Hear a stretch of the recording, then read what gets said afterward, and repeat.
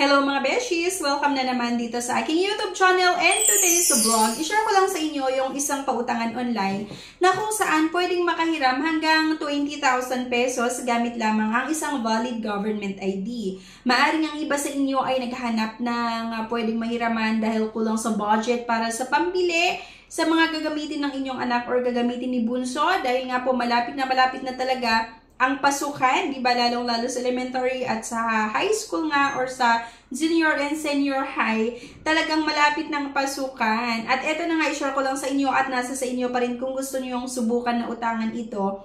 So dito nga daw kasi mga beshies ay pwedeng makahiram hanggang 20,000 pesos gamit nga lang ang isang valid government ID.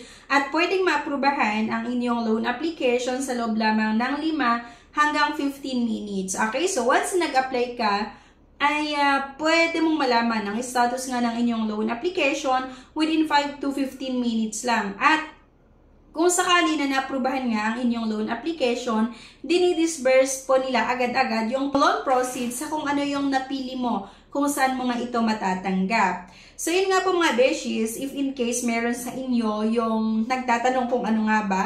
So by the way, ito nga po yung Cash Express. So ilalagay ko nga lang din yung link sa comment section at sa description below. Pwede nyo i-click yung link na yan at pwede nyo i-explore itong Cash Express. So by the way po kasi, nag-o-offer naman ito ng mahabang loan terms.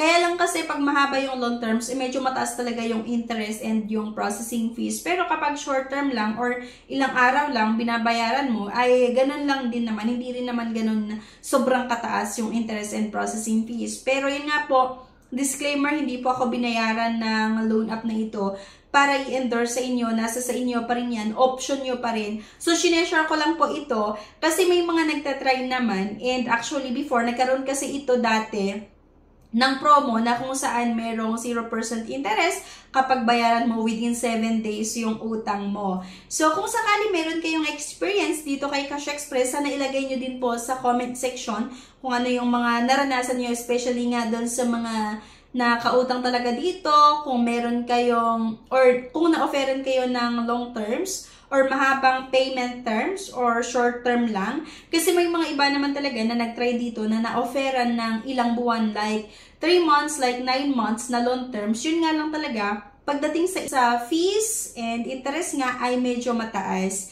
Kaya yun din talaga yung hindi maganda. Kahit saan naman tayo utang or kahit saang loan app yan, kung nag-offer yan ng mahabang loan terms, ay medyo mataas talaga yung fees nila, yung mga processing fees at yung interest. Pero yun nga po, napakabilis lang din kasi talaga yung pag-process nito ng loan application. At kung gusto nyo nga pong i-explore, meron po akong nilagay na link na makikita sa comment section at sa description below. Pwede nyo i-click yung link na yan at i-explore nga. At kung sa tingin nyo, okay sa inyo na pwedeng utangan, then pwede nyong i-try.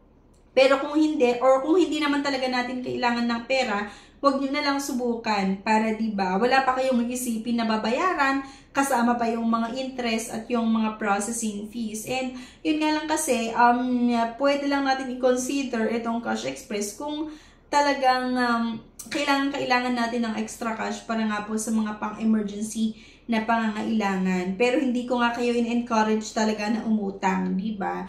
Kung meron nga lang tayong ibang option na pwedeng mahiraman, then why not? Bakit hindi na lang natin itry yung ibang option?